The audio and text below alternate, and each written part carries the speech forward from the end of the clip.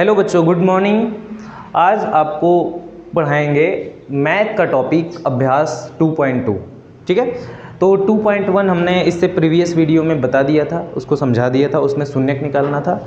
और फिर इस वीडियो में हम उसी पॉलिनोमियल को ही, जो बहुपद स्टार्ट किए हैं, बहुपद की सीरीज दूसरा चैप्टर, इसका देखेंगे इसमें क्या क्या चीज़ें हैं और क्या है इसके बेसिक, और इनमें क्वेश्चंस वगैरह को हम बढ़िया से कवर करेंगे। ठीक है, तो आई होप ये वीडियो आप लोगों को बढ़िया से देखिएगा, अच्छे से आपको समझ में आएगा। ठीक है, तो ये इसमें क्वेश्चंस को करना है अभ्यास 2.2 में कि बहुपद का देखिए क्या निकालना है, बहुपदों के शून्य ज्ञात करना है। जो बहुपद था उसमें देखिए ग्राफ वाला फिगर था और ग्राफ में शून्य निकालना था, और इसमें हम फैक्टराइज मेथड का यूज करके, गुणनखंडन का प्रयोग करके हम यहाँ पे शून्य निकालेंगे तथा शून्यक और गुणांकों के बीच संबंध स्थापित करना है। अब ये गुणांक क्या होता है पहले इसको समझ लेते हैं, शून्यक क्या होता है इसको समझ लेते हैं, उसके बाद हम क्वेश्चन पे आएंगे। ठीक है, तो देखिए कोई भी जो बहुपद होता है उसका जो स्टैंडर्ड फार्मूला होता है, जो माना गया है, वो ये होता है ax² प्लस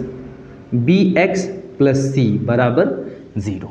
मतलब शून्यक निकालना है ना किसी भी चीज़ का, तो उसको बराबर में क्या मान लेते हैं, 0 मान लेते हैं। 0 अगर जीरोज निकालना है तो उसके बराबर में क्या करेंगे, उसको 0 निकाल देते हैं, फिर पक्षांतर करके हम शून्यक को निकालते हैं। तो देखिए कोई भी इक्वेशन है, अगर एक पद वाला है ना, अगर एक पद वाला इक्वेशन है, या एक पद, जैसे सिंपल सा मैं प्रीवियस का कुछ बताया हूँ उसको मैं फिर से डिवीजन कर दे रहा हूँ। जैसे 3x + 1 है, तो देखिए इसमें घात 1 होगी।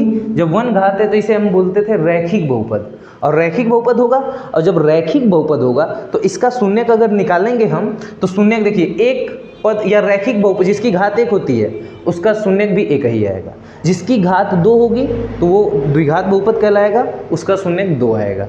जिसकी घात 3 होगी वो त्रिघात बहुपद कहलाएगा और उसका शून्यक 3 आएगा। ठीक है, तो देखिए यहाँ घात 1 है, ये रैखिक बहुपद है, और इसका अगर शून्यक निकालेंगे हम, तो शून्यक निकालेंगे तो शून्यक 1 ही आएगा। ये देखिए 2x² + 2 ये है, ये द्विघात बहुपद है, द्विघात बहुपद, और इसका अगर हम शून्यक निकालेंगे तो इसका शून्यक 2 आएगा। अगर 3x³ + 4x + 2x + 1 ये है त्रिघात बहुपद, इसका शून्यक निकाल, इसको त्रिघात बोलेंगे, त्रिघात, और इसका अगर शून्यक निकालेंगे तो इसका शून्यक 3 आएगा। क्लियर है?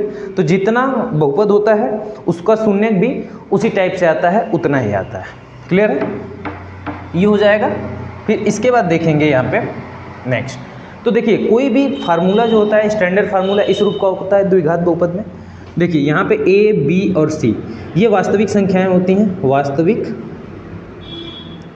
रियल नंबर्स होते हैं, वास्तविक संख्या होती है a, b और c। और ये x होता है, ये चर पद होता है, वेरिएबल होता है। ये क्या होता है? वेरिएबल होता है।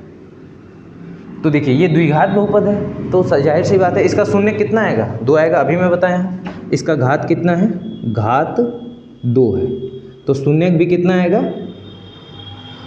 शून्यक भी इसका कितना आएगा, 2 आएगा।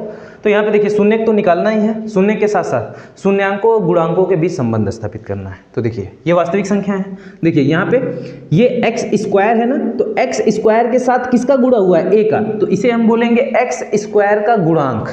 तो देखिए x² का गुणांक कौन है, a, तो यहाँ लिखेंगे x² का गुणांक। तो x² का गुणांक होता है यहाँ पे a, 2x² का गुणांक a हो जाएगा, यक्स का गुणांक b हो जाएगा, और इसे बोलते हैं अचर पद। c जो है वो क्या है, एक अचर पद।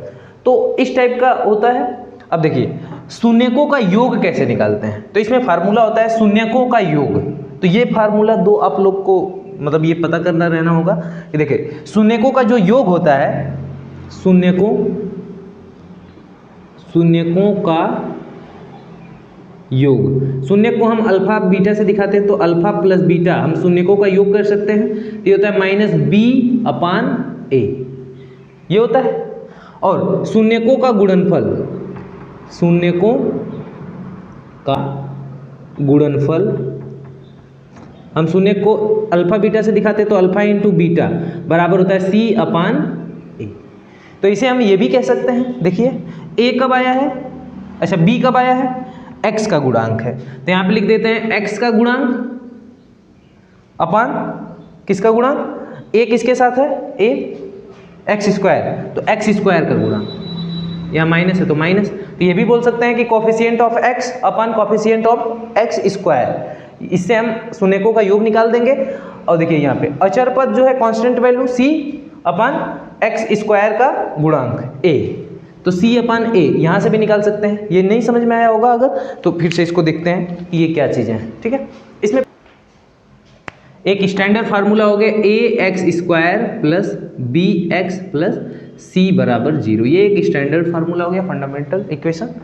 अब इसमें इस इक्वेशन को हम सॉल्व करते हैं, इसको x square minus 2x minus 8 बराबर हम 0 मान ही लेते हैं।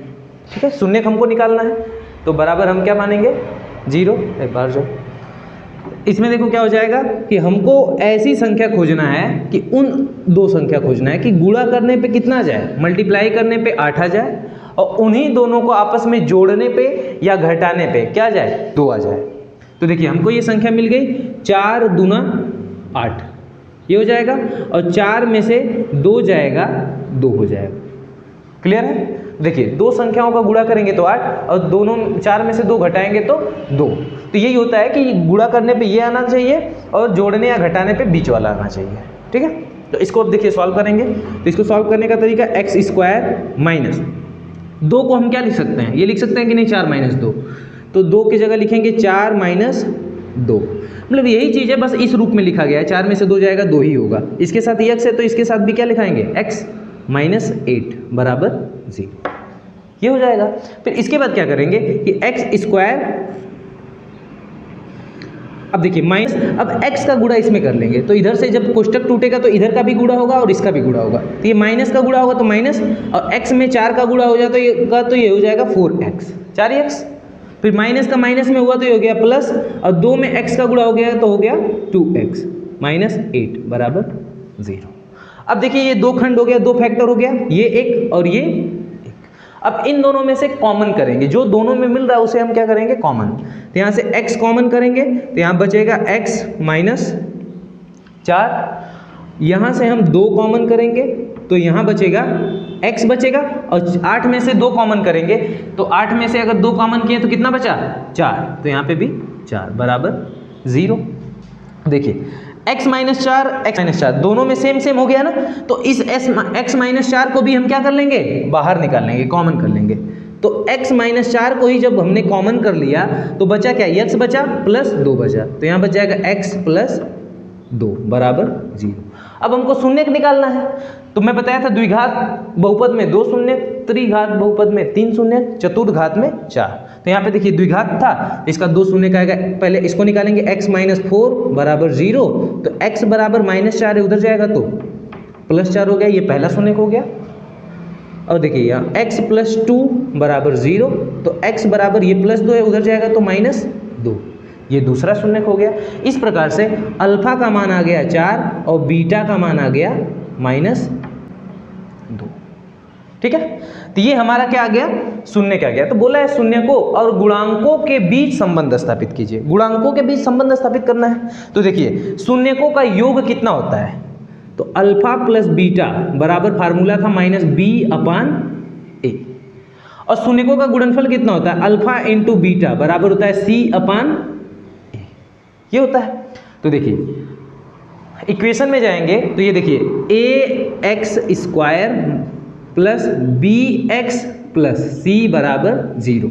तो देखिए ए का मान इसके सामने होता है, बी का मान ये होता है और सी का मान ये होता है। तो यहाँ से हम b का मान रखेंगे, b का मान, तो b का मान यहाँ पे 2 है लेकिन माइनस 2 है, तो यहाँ पे देखिए माइनस पहले से था और b की जगह ही माइनस 2 है, तो यहाँ लिखेंगे माइनस 2 अपान a का मान कितना है, a की जगह कुछ नहीं है तो 1 मान लेते हैं, तो 1 हो जाएगा। एक माइनस से माइनस कट गया तो ये बचा कितना, एक से 2 में भाग देंगे तो 2 ही आएगा, 2 आ गया। तो अल्फा प्लस बीटा का मान कितना आ गया 2, अल्फा इंटू बीटा का मान निकालते हैं, तो अल्फा इंटू बीटा का मान c अपान ए होता है, कितना होता है c अपान ए, c का मान कितना है -8, -8, a का मान कितना है 1, और 1 से 8 में भाग देंगे तो -8 ही आएगा। तो ये हो गया शून्यकों का योगफल 4 आ गया और शून्यकों का गुणनफल -8 आ गया। अब शून्यक हमारा कितना आया है 4 और 8, 4 और -2। अब इसको भी यहाँ पे पुटअप कर लेते हैं, तो अल्फा प्लस बीटा निकालेंगे तो अल्फा का मान कितना है 4, फिर यहाँ पे प्लस बीटा का मान कितना है -2। अब देखिए 4 प्लस माइनस माइनस और 2, तो 4 में से 2 जाएगा, 2 हो गया। देखिए यहाँ पे भी 2 आया है, मतलब ये क्लियर है। सत्यता की जांच यही तो करना है कि इनका जब निकालें अल्फा और बीटा, फिर इनको अल्फा प्लस बीटा ऐसे किया जाए तो वो बराबर आए, प्लस इनके फार्मूले पे रखा जाए तो बराबर अगर आ जाए तो वो सही माना जाएगा। क्लियर है। इसी तरह अल्फा इंटू बीटा निकालेंगे तो अल्फा इंटू बीटा का मान कितना है, अल्फा का मान 4 और बीटा का मान -2, तो 4 दूना 8 और ये माइनस है तो माइनस। देखिए यहाँ पे भी 2 और -8 आ गया, यहाँ पे भी 2 और -8 आ गया। इस प्रकार से यह कथन क्या है, सत्य है। मतलब इस तरह से हम शून्य ज्ञात कर सकते हैं इस तरीके से, और हम शून्य को गुणांकों के बीच संबंध स्थापित कर सकते हैं। क्लियर है। गुणांक का मतलब यही होता है सिंपल सा कि x² के साथ किसका गुणा हुआ है, x के साथ किसका गुणा हुआ है और अचर पद क्या है। क्लियर है। आई होप ये वीडियो आपको समझ में आई होगी। फिर इसमें कुछ क्वेश्चन और हैं, इनको हम देखते हैं सीरियल वाइज। ये क्वेश्चन क्या क्या है, कैसे इसको करेंगे, ठीक है। हाँ ठीक है। अगला क्वेश्चन हमारा है 3x² - x - 4 = 0। अब इस टाइप का अगर क्वेश्चन है तो देखिए, ये जो आगे अगर x² का जो गुणांक होता है, अगर ये है ना, तो इसका मन में गुणा कर लेते हैं लास्ट वाले में, अचर पद में। तो इसका मन में गुणा कर लेंगे इसमें, तो 4 तिहाई कितना हो जाएगा 12। कितना आ जाएगा 12। और बीच में कितनी संख्या दिया है, x के सामने कुछ नहीं है तो मानते हैं 1। तो कोई ऐसी संख्या खोजना है जिसका मल्टीप्लाई करने पे 12 आ जाए और उनको आपस में जोड़ने या घटाने पे 1 आ जाए। तो देखिए 4 × 3, 4 तिहाई 12 और 4 में से 3 जाएगा, कितना हो जाएगा 1। तो इस तरीके से हम गुणनखंडन कर लेंगे इसका। तो अब इसको देखिए करेंगे, तो इसका मन में गुणा करना है बस। मन में गुणा कर दिए तो हमको 12 गुणनखंडन चाहिए था, 12। तो हमने संख्या भी खोज ली, अब सॉल्व करेंगे। तो इसको ऐसे ही लिखेंगे 3x² माइनस, अब 4 को 1 को लिखना है, 4 मतलब यहाँ पे 1 ही माना जाएगा, 1 है, कुछ नहीं है तो 1 है। 1 को लिखना है तो 4 में से 3 जाएगा, 1 हो जाएगा। तो यहाँ लिखेंगे 4 - 3 लिख दिए, और x भी है तो x लिख देंगे, फिर -4 = 0। दूसरे स्टेप में इस x का गुणा करते हैं, तो 3x² माइनस x का गुणा करेंगे तो 4x, माइनस माइनस क्या हो जाएगा प्लस, x का गुणा करेंगे 3x -4 = 0। अब देखिए 2 खंड हो गया, इन दोनों में क्या कॉमन दिख रहा है, x दिख रहा है, तो x को बाहर निकालेंगे तो यहाँ बचेगा 3 और 2x था, 1x निकल गया तो 1x माइनस यहाँ पे x निकल गया तो 4। अब देखिए यहाँ पे तो कुछ भी कॉमन नहीं दिख रहा है, जब कुछ नहीं कॉमन दिखता है तो 1 को बाहर निकाल देते हैं, 1 निकालेंगे तो बचेगा 3x - 4 = 0। अब देखिए 3x - 4 3x - 4 दोनों में है, कॉमन करेंगे तो 3x - 4 कॉमन होगा, यहाँ बचेगा x + 1 = 0। अब यहाँ पे शून्य निकालेंगे तो देखिए 3x - 4 = 0, तो 3x बराबर -4 है, उधर जाएगा तो +4 और x बराबर निकालेंगे, ये गुणा है इधर 3, इधर आएगा तो भाग, तो ये हो जाएगा 4/3। ये x का मान आ गया, मतलब ये अल्फा का मान आ गया, पहला शून्य। दूसरा शून्य निकालेंगे x + 1 = 0, तो x बराबर +1 है, उधर जाएगा तो -1, मतलब ये हो गया बीटा का मान।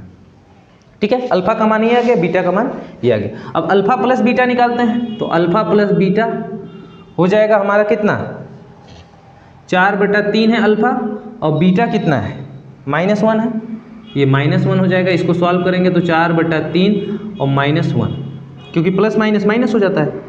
अब यहाँ पे 4 3 का गुणा करेंगे तो -3 × 3/3। देखिए 4 था -3 का 3 × 3 और पूरे के बटा 3, तो 4 में से 3 जाएगा, कितना हो जाएगा 1/3। ये हो गया शून्यकों का योग। शून्यकों का गुणनफल क्या हो जाएगा, अल्फा इंटू बीटा। ये हो जाएगा अल्फा का मान है 4/3 और बीटा का मान है -1, और गुणा करेंगे तो -4/3, ये हो जाएगा। क्लियर है। तो आई होप ये वीडियो आपको समझ में आया होगा। इस तरह से हम सत्यता की जांच कर लेंगे और गुणनखंडन इस तरह से सॉल्व कर लेंगे। फिर इसके बाद नेक्स्ट क्वेश्चन देखते हैं। अगला क्वेश्चन है हमारा, ठीक है, अगला क्वेश्चन है ये 4u² + 8u = 0। अब देखिए दोनों में यहाँ पे क्या कॉमन है, 4 कॉमन है और u भी कॉमन है, तो यहाँ पे 4 u कॉमन करेंगे तो यहाँ 4 कॉमन हो गया, एक u कॉमन हो गया तो एक u बचा होगा प्लस यहाँ 4 दूना 8 होता है, 4 कॉमन हो गया तो 2 बचा और u तो कॉमन ही हो गया है तो बराबर हो गया 0। अब देखिए यहाँ पे u + 2 हो गया और यहाँ 4u हो गया तो पहले इसको निकालेंगे 4u बराबर 0 तो u बराबर 0/4 बराबर हो जाएगा 0। एक शून्य का आ गया 0, दूसरा शून्य u + 2 बराबर 0 तो u बराबर +2 इधर आएगा तो -2, दूसरा शून्य का गया तो ये हो गया अल्फा का मान 0 और बीटा का मान -2। क्लियर? तो ऐसे हम यहाँ पे इसको भी निकाल सकते हैं इजीली, ठीक है। इसको सॉल्व करेंगे, ये अगला क्वेश्चन है। इसको करना है तो t² - 15 बराबर 0 तो t² बराबर -15 उधर आएगा तो +15। अब t बराबर उधर अंडर रूट में लग जाएगा 15 तो प्लस और माइनस स्क्वायर है हटेगा तो 2 माना जाएगा, एक तो +15 एक तो -15। तो आई होप ये वीडियो आपको समझ में आया होगा। इस तरीके से हम सभी क्वेश्चंस को क्या करेंगे, सॉल्व कर लेंगे, ठीक है। इसके बाद फिर अगला क्वेश्चन देखेंगे नेक्स्ट, ठीक है। अगला क्वेश्चन देखते हैं हम, क्वेश्चन नंबर 2 इस चैप्टर का। द्विघात बहुपद बताइए यदि शून्यकों का योग और गुणनफल दिया हो। तो देखिए शून्यकों का योग, पहले क्वेश्चन में बहुपद दे दिया था, उसका शून्यक निकालना था तो हमने गुणनखंडन विधि से शून्यक निकाल दिया। इसमें शून्यकों का योग और गुणनफल दे दिया है और बोला है कि बहुपद बताइए, बहुपद बनाना मतलब वही क्वेश्चन का जस्ट उल्टा दे दिया है। तो वहाँ पे शून्यक निकालना था बहुपद से, यहाँ बहुपद का योग और गुणनफल दे दिया है, शून्यक निकालना है हमको, बहुपद बनाना है। तो देखिए शून्यकों का योग मतलब अल्फा प्लस बीटा कितना दिया है 1/4 और शून्यकों का गुणनफल अल्फा इंटू बीटा बराबर दे दिया है 1। तो इसको हम बहुपद बनाना है, हमको द्विघात बहुपद बनाना है। तो इसका फार्मूला होता है देखिए x² minus alpha plus beta x plus alpha into beta बराबर 0। या सिंपली भाषा में बोलें तो x² minus alpha plus beta को हम क्या बोल सकते हैं, शून्यकों का योग। ये क्या है, शून्यकों का योग, इसके साथ x प्लस, इसको बोलते हैं शून्यकों का गुणनफल। तो ये है शून्यकों का गुणनफल ऐसे बराबर 0। तो इस फार्मूले में हम इजीली रख के इस क्वेश्चन को बहुपद बना सकते हैं। देखिए कैसे, x² minus alpha plus beta की जगह कितना रखेंगे 1/4 ऐसे कर देंगे, x है तो x लिखेंगे प्लस अल्फा इंटू बीटा की जगह कितना रखेंगे 1 बराबर 0। अब देखिए ये 4 है, इस 4 का गुणा इधर भी होगा इधर भी होगा तो हो जाएगा x² माइनस 1 का गुणा x में होगा तो x 1 कम x हो गया और यहाँ +1। देखिए बटा 4 था, 4 का गुणा इधर हुआ तो 4x², 4 का गुणा इसमें तो होगा नहीं, ये तो सेम है, 4 का गुणा इधर होगा तो ये हो जाएगा 4 बराबर 0 और बटा हो जाएगा 4। देखिए 4 का गुणा इसमें हुआ, 4 का गुणा इसमें हुआ और बटा 4 बराबर 0। अब 4 इधर भेजेंगे 0 के पास तो 0 हो जाएगा तो हमारा फाइनल हो जाएगा x² माइनस x प्लस 4 बराबर 0। ये हमारा आ जाएगा बहुपद। क्लियर है? तो इसी तरह से हम दूसरे क्वेश्चन को कर लेंगे, सेम बहुत इजी क्वेश्चन है, कुछ करना नहीं है। देखिए ध्यान से, अल्फा प्लस बीटा की जगह क्या दिया है, अल्फा प्लस बीटा की जगह दे दिया है कड़ी में 2 और अल्फा इंटू बीटा की जगह दे दिया है 1/3। अब इसी फार्मूले में रखना है तो ये हो जाएगा x² minus alpha plus beta की जगह कड़ी में 2x plus alpha into beta की जगह 1/3 बराबर 0। अब इसका इसमें गुणा करेंगे, 3 का इसमें होगा 3x² माइनस 3 का इसमें होगा तो 3 कड़ी में 2x प्लस यहाँ 1 और ये 3 0 के पास चला जाएगा, ये हो जाएगा हमारा फाइनल बहुपद। Is that clear? तो इस टाइप से हम सभी क्वेश्चंस को यहाँ पे क्या कर लेंगे, सॉल्व कर लेंगे और ये क्या हो जाएगा, हम क्वेश्चंस को अच्छे से कर लेंगे। ठीक है, ठीक है। अगला क्वेश्चन यहाँ पे देखते हैं, नेक्स्ट क्वेश्चन देखिए। अगला क्वेश्चन यहाँ पे है, अल्फा और बीटा की जगह दे दिया है -1/4 और अल्फा इंटू बीटा की जगह दे दिया है 1/4। तो इसी फार्मूले में रखेंगे just x² minus alpha plus beta की जगह -1/4 x plus alpha into beta की जगह 1/4 बराबर 0। अब देखिए ये माइनस इस माइनस को क्या कर देगा प्लस, यहाँ पे हो जाएगा एक्स स्क्वायर, ये माइनस माइनस प्लस, ये हो जाएगा यक्स से कम एक्स अपान 4 प्लस 1/4 बराबर 0। अब देखिए 4 का गुणा इधर होगा, ये हो जाएगा 4x² माइनस यहाँ x हो जाएगा प्लस, यहाँ देखिए ये माइनस माइनस प्लस हो गया तो प्लस हो जाएगा प्लस x प्लस ये 1 होगा और पूरे के बटा 4 हो जाएगा बराबर 0। अब ये 4 इधर 0 के पास चला गया तो आंसर आ गया 4x² प्लस x प्लस 1 बराबर 0। तो इस तरह से हम कोई भी इक्वेशन है जिसका बहुपदों का शून्यकों का योग और गुणनफल दिया है, हम उस हिसाब से इसका बहुपद निकाल सकते हैं। ठीक है, तो आई होप ये वीडियो आप लोगों को समझ में आई होगी। आप लोग इसको अच्छे से रिवीजन करिए, अच्छे से मेहनत करिए, क्योंकि अच्छे से मेहनत करेंगे, अगर क्वेश्चन से डरेंगे तो क्वेश्चन नहीं आएगा। अगर क्वेश्चन में थोड़ा मेहनत करेंगे, अच्छे से क्वेश्चन को सॉल्व करेंगे तो क्वेश्चन डेफिनेटली बहुत अच्छी तरीके से आएगा। ठीक है, तो देखिए संघर्ष करते रहिए, मेहनत करते रहिए, क्योंकि अगर अभी आराम खोजेंगे तो फिर आगे की लाइफ बहुत ही दिक्कत हो जाएगी। अगर अभी मेहनत कर लिए तो आगे की लाइफ बहुत ही आरामदायक होगी। तो वो आपको चूज करना है कि हमको करना क्या है, मेहनत करना है या आराम खोजना है, ये आपके ऊपर है। ठीक है, तो मेहनत वगैरह अभी कर लेंगे तो आगे ज़्यादा बेटर रहेगा।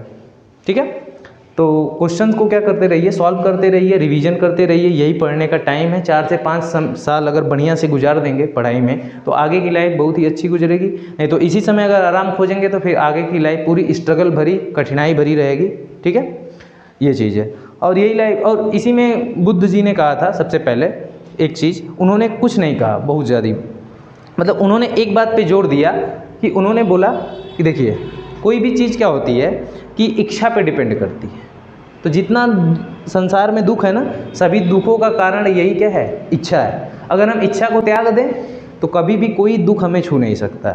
हम इच्छा करेंगे, जितना ज़्यादा इच्छा रखेंगे उतना ज़्यादा दुख बढ़ेगा। अगर इच्छा को ही त्याग दिया जाए तो कोई भी कठिनाई, कोई भी दिक्कत परेशानी नहीं आएगी। ठीक है, तो स्टूडेंट लाइफ में इच्छा को त्याग कर संघर्ष करिए और एक अच्छे परिणाम तक पहुँचिए। ठीक है, यही मेरी आपसे कामना रहेगी। ठीक है, तो अब मिलेंगे अगले वीडियो में। ठीक है, तब तक के लिए जय हिंद।